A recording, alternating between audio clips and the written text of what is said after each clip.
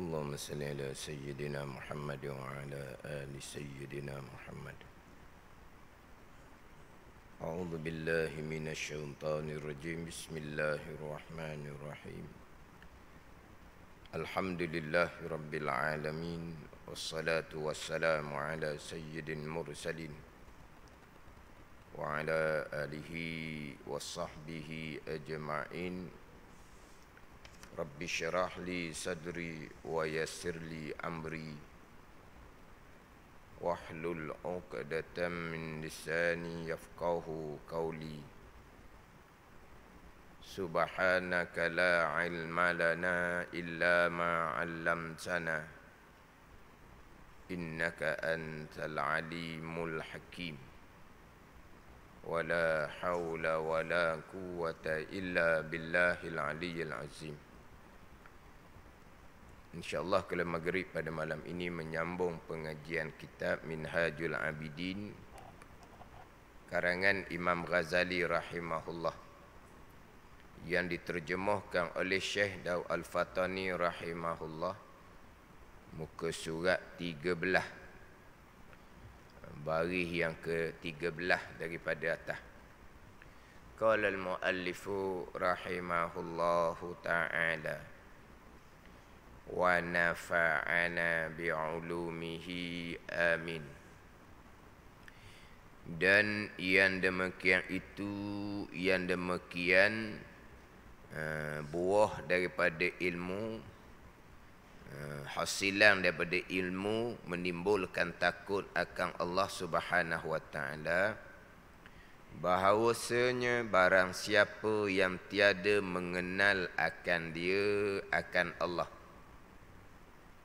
akan sebenar makrifah, akan sungguh-sungguh makrifah, tiada haibah, tiada gerun akan dia, akan Allah, akan sebenar-benar haibahnya, dan tiada membesar akan dia, akan Allah, akan sebenar-benar membesar akan dia, akan Allah, dan tiada berkhidmat ia, tiada taat ia riban siapa akan Allah, akan sebagai khidmat, akan sebagai sebenar-benar khidmat, taat dan beribadah kepada Allah Subhanahu wa ta'ala. Dan yang demikian itu, yang demikian buah hasilan, buah daripada ilmu menghasilkan akan takut akan Allah Subhanahu wa ta'ala. Bahawasanya barang siapa yang tiada mengenal akan dia, akan Allah, akan sebenar makrifah, tiada haibah, tiada gurun akan dia, akan Allah, akan sebenar haibahnya. Hal ini sambungan berkaitan dengan wajib mendahulukan ilmu atas ibadah. Wajib mendahulukan ilmu atas ibadah yang terdahulu. Imam Ghazali rahimahullah mendatangkan dua perkara, dua kerana. Kerana yang pertama panjang dalam kitab Minhaj ini adalah supaya hasil ibadah kamu dan supaya sejahtera ibadah kamu. Supaya hasil jadi pakar ibadah, dahulukan ilmu tauhid dan fiqh. Tanpa ilmu tauhid, tanpa ilmu fiqh, amal ibadah tidak terhasil, amal ibadah tidak jadi, amal ibadah tidak pakar. Kemudian apabila amal ibadah yang didahulukan dengan ilmu tauhid dan fiqh, amal ibadah tu hasil jadi pakar, kemudian nak selamat pula amal ibadah yang jadi, yang pakar tadi itu daripada perkara-perkara yang membatalkan pahala ibadah, supaya ibadah itu menjadi bekal kita di hari akhirat, itu dengan ilmu tasawuf. Dengan ilmu tasawuf barulah sejahtera, selamat amal ibadah kita yang hasil, yang jadi pakar daripada perkara-perkara, sifat-sifat hati yang membatalkan pahala ibadah. Bukan membatalkan ibadah. Yang membatalkan ibadah hak pekoh. Membatalkan ibadah tu pekoh. Membatalkan pahala ibadah. Jadi kalau kata ibadah tu hasil jadi pakar, tertunai kewajipan, tetapi kalau serta dengan riak contohnya, maka terbatal pahala, tidak menjadi bekalan kita pada hari akhirah. Tidak menjadi bekalan pada hari akhirah. Jadi untuk supaya amal ibadah kita sejahtera, dahulukan ilmu tasawuf. Itu kerana yang pertama. Kemudian didatang pula kerana yang kedua, kenapakah wajib mendahulukan ilmu atas ibadah? Kerana ilmu yang bermanfaat itu buah, maknanya menghasilkan akan takut akan Allah Subhanahu wa taala dan haibah gerun akan di akan Allah Subhanahu wa taala, sebagaimana firman Allah, innama yakhsyallaha min ibadihil ulama. Sesungguhnya yang takut akan Allah itu daripada segala hamba Allah, oleh ulama, oleh mereka-mereka yang berilmu. Jadi sebab yang kedua, kenapa wajib mendahulukan ilmu atas ibadah? Kerana ilmu yang bermanfaat akan menghasilkan takut akan Allah dan haibah gerun akan Allah Subhanahu wa taala. Kemudian mana pula ilmu yang bermanfaat? Untuk dapat ilmu yang bermanfaat, ilmu agama Allah bermanfaat. Bukan ilmu agama, ilmu dunia pun bermanfaat. Ilmu agama Allah bermanfaat secara umumnya. Tetapi dia ada dia punya tertib susunan dia, dan dia ada dia punya darajah keutamaan dia. Untuk dapat manfaat, tertib ilmu kena jaga. Tauhid, fiqh, tasawuf. Kemudian keutamaan, hak berkaitan dengan darajah ada. Hak tu kena jaga. Kena jaga dia punya tertib, dia punya keutamaan dia. Dia punya darajah. Hak mula-mula hak mana, peringkat satu peringkat. Sebab itulah ulama pembicaraan tauhid ada dia punya susung. Pembicaraan fiqh ada dia punya susung. Pembicaraan mutasawuf pun disusung satu. Sebab apa? Untuk supaya dapat ilmu yang bermanfaat. Ini sebagai contohlah. Tak ada orang belajar gitu. Dia belajar hukum semayang je contohnya. Hukum semayang dicomel molek. Hukum semayang. Lepas tu rukun bacaan tu dia perbetulkan molek-molek. Takbir dia takbir depan guru. Untuk memastikan takbir dia betul. Allahu Akbar. Tak payahlah tu. Tak payah jumpa dengan guru pun tak apa dah. Sebab apa? 2 kalimah sahaja. Allahu Akbar. Dah kena betul. Sebab dia ada syarat-syarat di situ. Kalau salah pergi panjang, bukan tepat dia, tak pakai takbir tu. Allahu Akbar dipanjang dia nak tarik niat gitulah berkali. Orangnya Allahu Akbar, dia duduk Allahu Akbar. Adakah Allah Maha Besar? Keluar hamzah istifham. Orang takbir comel Allahu Akbar, dia Allahu Akbar, Allah panjangnya. Ra. Ke macam mana ejaan dia? Akbar, alif kaf, ra. Ra. Kalau ra lagi ke ataupun alif ra? Alif ra. Akbar maha besar. Akbar tiflun zu wajihin wahid. Geduk kopang hok ada tutup sebelah, hok ada buka sebelah. Allah geduk. Sah takbir? Kita dok niat gitu sebab di bahasa Arab.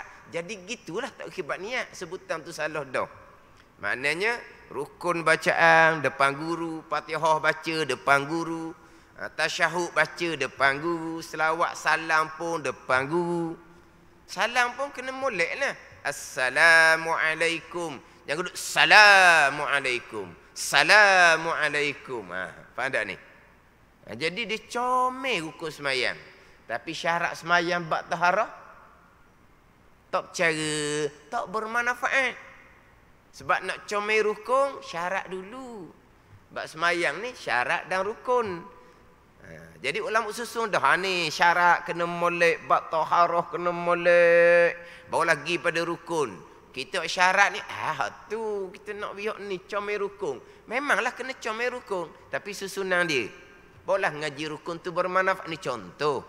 Nak dapat bermanfaat tu kena susun molek.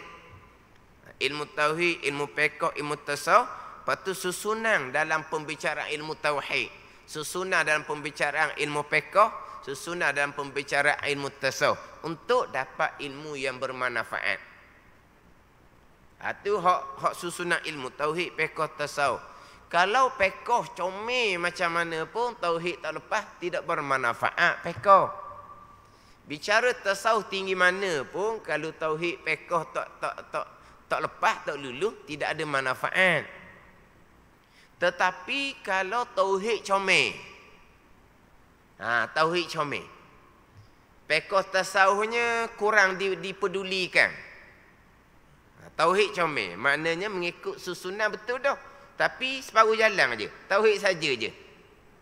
Dia Islam, iman dan ihsan, bahagian dalam agama. Kena lengkaplah 3 bahagian agama, kena lengkaplah ilmu tauhid, ilmu fiqh, ilmu tasawuf. Dia mula comel dah ilmu tauhid. Tapi berhenti setakat tu sahaja. Fiqh tasawufnya macam mana? Ini cerita susunan ilmu. Kita belajarnya serentak. Bukan nanti lepas fardu ain tauhid baru nak cari ilmu fiqh, bukan. Jangan salah faham pula. Ni fardu ain fiqh ngaji ke tak? Dak. Dah kamu duk belajar selama ni. Kita nak beres tauhid dulu. Betul lah. Tauhid tu fardu ain, fiqh fardu ain juga, tasawuf fardu ain juga. Cuma susunan dia gitu. Susunan dia. Tapi kita mengaji 3-3 tu serentak. Tapi susunan kena tu. Makna kalau orang ni ngaji fiqh, pasti tauhid dia ada ngaji dah. Kalau orang ni ngaji tasawuf, pasti tauhid fiqh dia ngaji dah. Itu betul susunan. Tapi masa mengaji tauhid ni bukan tinggal fiqh tasawuf, bukan. Ini dipanggil susunan dia. Jangan salah faham pula. Ini kadang-kadang salah faham, digesping kok lain pula. Ada sping. Sping maknanya fiqh tasawuf tak boleh belajar selagi tak kemah ilmu fardhu ain tauhid. Tak ada orang ajar gitu. Tapi dia sebut tauhid fiqh tasawuf, mana macam nak kitab minhaj inilah. Tauhid fiqh tasawuf. Tu susunan dia gitu dah. Kita maklum makruf dah kitanya tauhid fiqh tasawuf. Tapi 3-3 tu kena belajar belakalah. Kita nak susun tauhid kemah molek-molek, itu kalau kita ajarkan anak kita hak tak balik lagi. Tu pun kita ajar 3-3, bukan ajar satu sahaja. Tapi susunan dia gitu. Apabila dia belajar tauhid, tapi berhenti setakat tauhid, ada manfaat ke tak? Kalau belajar fiqh, tauhid tak belajar, tak ada manfaat. Tapi kalau belajar tauhid, berhenti setakat tauhid. Berhenti setakat tauhid. Jadi fiqh tasawuf tu tak belajar. Kalau mengikut susunan tu betul, tapi sekerat jalan. Tak betul lah sebab sekerat jalan. Tapi susunan tu betul. Ada manfaat tak? Ada manfaat. Dengan ilmu tauhid, dengan ilmu akidah, dengan ilmu beriman, selamat daripada kekal neraka Allah Subhanahu wa taala. Itu faedah dia. Selamat daripada kekal neraka Allah Subhanahu wa taala, tetapi tidak selamat daripada neraka Jahannam. Kan kita maklum kan, neraka ada 7 lapis. Neraka Jahannam lapis paling atas. Tempat seksaan bagi orang mukmin yang derhaka. Siapa orang mukmin ni? Orang yang ni lulu hak ilmu fardu ain tauhid. Orang yang beriman tapi derhaka kepada Allah sebab taat zahir fiqh, taat batin tasawuf tidak ada. Kalau buat tanpa ilmu ketika tidak ada lah. Maka tempat keseksaannya adalah neraka Jahannam. Hak 6 lapis bawah sampai ke lapis paling bawah sekali kita maklum neraka Hawiyah, tempat keseksaan bagi orang munafik yang kekal neraka selama-lamanya. Jadi 6 lapis bawah tu kekal. Jadi untuk selamat dengan 6 lapis bawah ni lah dengan ilmu tauhid. Adalah faedah dia, adalah faedah. Kalau pekoh comel macam mana pun, kalau iman tauhid akidah tak comel, tak selamat daripada kekal neraka Allah. Tak sama ada kekal neraka Allah. Jadi tu mula-mula sekali dengan ilmu tauhid. Maknanya setakat ilmu tauhid faedah dia ada. Selamat daripada kekal neraka Allah Subhanahu wa taala, anak selamat daripada neraka Jahannam. Itulah faedah ilmu fiqh dan ilmu tasawuf serta dengan amal. Nak jadi orang yang beramal soleh. Yang pertamanya alladzina amanu, lepas tu wa amilus solihat. Alladzina amanu, selamat daripada kekal neraka Allah Subhanahu wa taala, itu hak ilmu tauhid. Wa amilus solihat, orang yang beramal soleh, taat zahir fiqh, taat batin tasawuf. Barulah orang ni orang yang berjaya, orang yang diredai oleh Allah Subhanahu wa taala, orang yang lengkap fardu ain tauhid fiqh tasawuf serta dengan amal dia. Maka diredai oleh Allah Subhanahu wa taala. Radhiyallahu anhum, surah Bayyinah tu. Redha Allah taala daripada mereka itu, iaitu mereka yang beriman dan beramal soleh. Tapi nak bermanfaat, nak jadi amal soleh, allazina amanu terlebih dahulu. Ilmu yang pertama ilmu tauhid. Kemudian pergi kepada fiqh. Siapa setakat fiqh je, tasawuf dia tak minat. Ada orang seumpama tu. Fiqh diminat, bab hukum hakam. Tasawuf dikata tak minat. Dia ilmu bab amal ni tak kira dengan minat, kira kepada kewajipan. Kita kira kepada kewajipan, keperluan, bukan kira pada minat, bukan kira pada kemahuan, bukan. Dia tak minat, dia kata. Jadi kalaulah akidah comel, semayang bang comel, maka ibadah tu hasil. Jadi sebut dah dahulu kan permulaan tadi, pakar. Tetapi apabila tidak disertakan dengan ilmu tasawuf, akhirnya beribadah yang comel tauhid fiqh tadi serta dengan riya, terbatal pahala kebajikan. Maka tak jadi bekal akhirah, tapi dengan ilmu fiqh tadi sudah tertunai kewajipan. Dengan ilmu tauhid jadi orang beriman, selamat dari kekal neraka Allah. Dengan ilmu fiqh ni sudah tertunai kewajipan sembahyang, sudah tertunai kewajipan puasa, sudah tertunai kewajipan haji contohnya. Tertunai kewajipan zakat. Tiba-tiba sembahyang dianya, puasa dianya, haji dianya, zakat dianya serta riya, ujub, takabur, hasad. Kewajipan solat tertunai, tak wajib diqadakkan. Kewajipan puasa tertunai. Lepas bahagian tu ada manfaat dah fiqh dianya. Ada manfaat dah fiqh tu. Tauhid fiqh tu ada manfaat dah sebab sudah tertunai kewajipan. Tapi setakat tu jelah manfaatnya tertunai kewajipan. Tetapi pahala kebajikan tidak ada sebab tidak disertakan dengan ilmu tasawuf. Maknanya kalau setakat tauhid saja ada manfaat,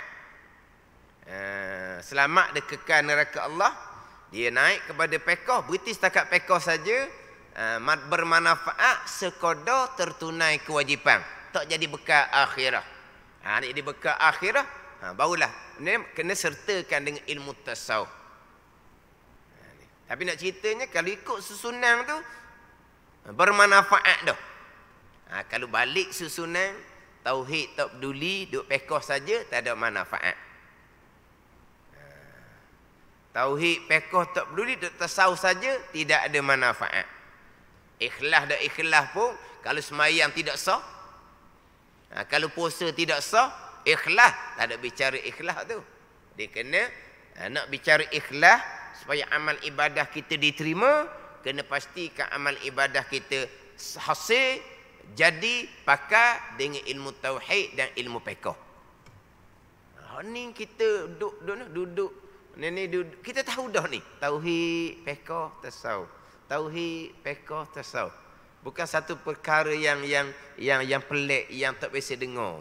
Tapi kita susun molek dok tiga tu. Hak sekurang-kurangnya hak fardu ain. Untuk dapat ilmu yang bermanfaat, akan membuahkan, akan menghasilkan takut akan Allah Subhanahu wa taala yang sebenar-benar takut. Kemudian orang yang dahulukan ilmu atas ibadah ni, ilmu satu dah, nak dapat pula kekuatan, kekuatan makrifah, kekuatan dalaman. Tu pergi pada amal wajib sunat, wajib sunat. Pergi pada amal wajib sunat, wajib sunat. Lepas tu Imam Ghazali pergi pula, dan yang demikian itu, yang demikian buah ilmu itu takut, mana hasilan ilmu takut akan Allah, bahawasanya barang siapa yang tiada mengenal akan dia akan Allah, akan sebenar-benar makrifah, tiada haibah akan dia akan Allah, akan sebenar-benar haibah, akan sebenar-benar gerung. Hak makrifah permulaan agama, hak tu tak bicara dah. Sebab Muzali tekan dah terdahulunya. Pertama-tama ilmu mengenal Allah. Tu hak makrifah ammah, hak permulaan agama. Untuk sah iman. Tu tetap dah. Maknanya makrifah permulaan agama, kemah tauhid. Kemudian fiqh comel ilmu fardu'ain, tasawuf comel. Tapi kalau makrifah kita tidak kuat, kalau makrifah kita tidak kuat, tidak mengenal Allah akan sebenar-benar makrifah. Makrifah dia ada darajah pula. Tiada haibah, tiada gerun akan dia akan Allah, akan sebenar haibah. Jadi takut kita ni takut kodo-kodo je. Takut kodo-kodo. Yang mana kadang-kadang kita bukan takut Allah Subhanahu wa taala pun. Kita hanya takut akan neraka Allah Subhanahu wa taala. Maknanya kita takut akan makhluk Allah. Kita bukan takut akan Khalik, akan Allah. Kita takut akan makhluk. Tapi cukup dah situnya hak peringkat kita ni. Tapi kalau hak takut akan Allah sungguh ni, hak tu wajib sunat lah. Kita sunat kurang. Sebab apa? Hak sunat tidak dijanjikan seksaan. Kan sunat kan? Diberi pahala atas mengerjakannya dan tidak dijanjikan seksaan apabila meninggalkannya. Maka kita pun sunat je. Sebab apa? Sebab kita takut pada seksaan. Hak wajib itu kita tak tinggal lah, zahir batin. Sebab apa? Sebab dijanjikan dengan seksaan. Hak haram zahir batin tu kita tinggal lah. Sebab apa? Sebab kalau kita mengerjakan maksiat dijanjikan seksaan neraka. Tapi kalau hak makruh tidak ada janjian seksaan neraka. Kalau hak sunat tinggal, buat boleh pahala, tinggal okey je. Tu akhirnya kitanya jadi tidak sebenar-benar haibah, takut, gerung akan Allah Subhanahu wa taala. Ni hak gi hak kepada amal-amal ni, wajib sunat. Sebab tanpa makrifah yang sebenar-benar, bukan makrifah hak permulaan agama, Tak ada makrifah permulaan agama. Hak tu kafir lagi di sisi Allah Subhanahu wa taala. Hak tu sembahyang puasa pun tuan tak terima hak tu. Hak tu permulaan, hak tu permulaan. Di kerana yang pertama, kenapa kamu Ghazali kata wajib dahulukan ilmu atas ibadah? Beres dah di kerana yang pertama tu. Ini kerana yang kedua pula ni. Dengan dahulukan ilmu atas ibadah dengan amal akan menghasilkan takut dan haibah akan Allah Subhanahu wa taala. Yang sebenar-benar takut dan haibah akan Allah ni, dia amal ibadah tak ada musim. Bukan kata Ramadan, Ramadan dah. Kata bulan lain, bulan lain pahala tidak ada gandaan. Kita nak ke pahala, nak ke syurga. Bukan nak Allah Ta'ala pun.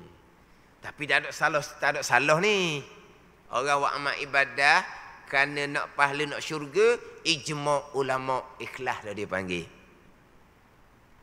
Tapi umpama panggil apa ni? Umpama pekerja dengan majikan.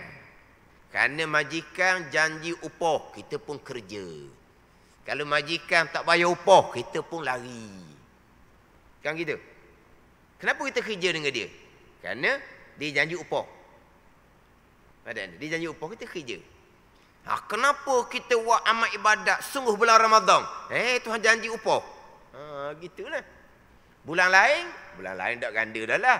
Lepas tu, balik asal. Faham tak ni? Tapi kalau hamba yang sebenar, hamba dengan tuan macam mana? Hamba dengan tuan tak ada upah. Hamba dengan tuan ni kan hamba kan? Dia kerja untuk tuan dia, upah semua naik kepada tuan penghulu. Tuan hanya beri makan ke dia. Tuan penghulu ni hanya beri pakai ke dia. Hak hidup kerja tu boleh upah, semuanya boleh ke tuan. Ni. Apa? Hamba dengan penghulu. Kerja semata-mata kerana penghulu. Ni. Jadi kalau kita hamba dengan tuan, maka tak ada kira masa lah. Tapi alhamdulillah dah. Nak banding dengan orang yang tawar dengan fadilah, dengan ganjaran buat dunia je. Tu tak ada lah tunya. Tapi adakah itulah sebenar-benar orang yang takut akan Allah. Sebenar-benar orang yang haibah akan Allah. Tidaklah. Tapi takut tu adalah. Sebab apa? Hak wajib buat belaka. Hak haram tinggal belaka. Tu takut dah tu. Tu takut dah tu. Hak wajib buat belaka, hak haram tinggal belaka. Tapi tidaklah sebenar-benar haibah akan Allah dan tiada membesar akan dia, akan sebenar-benar membesar akan sebenar membesar akan dia akan Allah. Bukan sebenar-benar membesar akan Allah. Kita besar ke fadilah. Besar ke Ramadan lah. Besar ke fadilah. Tak apa tu sebab fadilah tu Allah janji. Allah yang janji, Allah yang tawarkan. Tapi kita mana hanya dengan semata-mata fadilah sahaja. Dan tiada berkhidmat ia ibarat siapa akan Allah akan sebagai khidmat. Tidak taat yang sebenar-benar. Taat sebenar-benar wajib sunat tak kira masa. Dia hak wajib ini sebenarnya bukan penilaian. Kita ni betul-betul taat akan Allah, betul-betul menghambakan diri akan Allah. Hak perkara wajib tu tetap dah tu. Tempat penilaian dia kepada perintah Allah tapi longgar. Sunat situ. Perintah hak longgar pun buat sungguh-sungguh. Ni baru betul taat. Larangan Allah tapi larangan yang longgar, bukan larangan yang putus. Dia perintah Allah hak putus wajiblah, kita faham lah tu. Perintah Allah yang longgar sunat. Kan tinggal tidak dijanjikan seksa. Kan longgar situ tu. Hak larangan yang putus haram. Larangan yang longgar makruh, khilaful aula, perkara yang lebih-lebih yang tidak ada faedah di hari dunia dan akhirah. Tapi kalau makruh ke contohnya, memang Tuhan larang. Makruh ni perkara yang dibenci pada syarak. Tapi walaupun syarak benci, Syarak larang, tapi larang longgar. Buat juga. Tak dijanji seksa. Situ tempat ni layan. Hak Tuhan larang, tapi larang longgar. Kalaulah taat sungguh-sungguh, khidmat akan Allah sungguh-sungguh, mengabdikan diri akan Allah sungguh-sungguh, sebut kata Tuhan larang, longgar sekalipun tetap tinggal. Ini tempat penilaian. Wajib sunat, wajib sunat. Itu bergantung kepada kekuatan makrifah masing-masing. Adapun makrifah permulaan agama untuk sah iman, itu sebelum bicara fiqh dan tasawuf waktunya. Itu sebelum bicara fiqh dan tasawuf.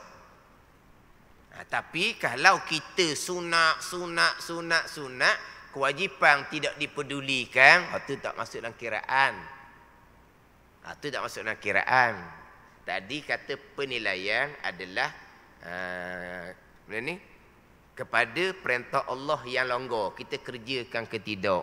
Tapi kalau perintah Allah yang putus, wajib ijma' ulama belajar fardu ain, tak peduli, tak ada masuk bicara di sini. Bulan Ramadan dia penuh masjid. Malam nisfu Syaban penuh dah masjidnya. Tapi malam kuliah fardu ain tak menitah pun. Kalau hak pesen tu tak masuk dalam pembicaraan. Tak masuk dalam pembicaraan. Kalau kita kata tak masuk buk. Pada buk. B-O-O-K. Tak masuk buk, tak masuk kiraan. Malam nisfu Syaban penuh. Luar biasa. Wajib ke sunat tu? Sunat. Lepas tu malam kuliah fardu ain wajib ke sunat? Wajib. Penuh ke tak? Tak peduli. Ni tak ada ni. Hak tersebut tadi wajib sunat, wajib sunat. Wajib tetap. Hak sunat ni macam mana hak sunat ni? Sungguh ke tak? Kalau benar-benar makrifah, hak sunat dia akan sungguh. Hak wajib tu tetap ada tu. Kalau Ramadan je. Ramadan umbu lah. Umbu, pandai umbu. Siapa ke duk mikir dah? Pengusi Pengusi surah lah biasanya. Sebab surah tak besar mana. Masjid tak apalah dia besar. Surah. Pengusi surah duk mikir dah. Macam mana kita AJK? Kita kena sambung surah. Nak sambung surah mana pengusi surah. Berapa? Tu, umbu penuh. AJK kata, sabar dulu. Haji, tengok dulu. Boleh 3-4 hari seminggu. Geda lah dia kata. Geda sungguh macam ni. Sungguh penuh. Mana kalau lah kawasan lasir ropuang tu kena sambung no. Kena sambung. Berapa ni? Nak buat ibadah sunat. Tapi hak belajar fardu ain, lelaki ke perempuan ke wajib kena belajar. Mana pergi orang perempuan? Hak siapa ke lasir kena ambil kawasan lelaki tu. Masuk fardu ain ke mana pergi? Suami sudah balik ajar, tak apalah. Suami sudah belajar tak ada masalah tu. Tapi kalau suami dah ajar, dia pun tak belajar, Ramadan konon-kononnya nak dapat fadilah dengan buat amal sunat, itu tak masuk dalam pembicaraan. Tak masuk dalam pembicaraan. Sebab itu tidak berlandaskan kepada jalanan agama yang sebenar, hak kewajipan tetap. Yang kita nak tekannya adalah hak perkara-perkara yang sunat. Hak kewajipan di antaranya belajar fardu ain. Waktu hak kewajipan yang besar, terutama sekali ilmu fardu ain akidah. Untuk memastikan kita benar-benar orang yang beriman, yang sah ke-6 rukun iman. Kemudian saya sebut sebelum ni ada nak tekan bab pegangan. Tak sempat jugalah, masa telah terlampau singkat. Lepas tu mengelepas pula bab qada semayang tu memanglah saya pun takut nak sebut. Hak qada semayang dengan tarawih ni memang kena kena selalu. Biasa tu. Dah minggu lepas sebut kata haram semayang tarawih. Kerana tarawih tinggal qada. Jadi masalah lah. Waktu saya takut nak sebut, tapi bab ilmu ni kita kena sampaikanlah. Kena kejian, cacian tu itu normal lah kita kata. Ngaka minggu ni nak sambung sikit lagi. Tapi tak sempat. InsyaAllah minggu depan kita hanya ada sekali lagi lah sebelum masuk bulan Ramadan. Tapi bab qada semayang InsyaAllah saya akan bicara di kuliah tengah hari itu. Hari Rabu lah Ramadan 1.30 saya akan masuk pada tajuk taubah. Di tajuk taubah tu lah insyaAllah saya akan bicara berkaitan dengan di antaranya bab taubah daripada tinggal kefarduan, tinggal sembahyang hak rukunnya qada, macam mana nak qada sembahyang. Wallahu a'lam. Bismillahirrahmanirrahim. Alhamdulillahirabbil alamin. Wassalatu wassalamu ala sayyidil mursalin wa ala alihi wa sahbihi ajma'in. Allahumma ftah alaina futuhal arifin. Allahumma allimna ilma akdamin wa fahimna famasabikin warzuqna ruqat talibin. Allahumma zidna ilma wa alhiqna bis salihin. Wa sallallahu ala sayyidina Muhammadin wa ala alihi wa sahbihi wa sallam. Walhamdulillah rabbil alamin.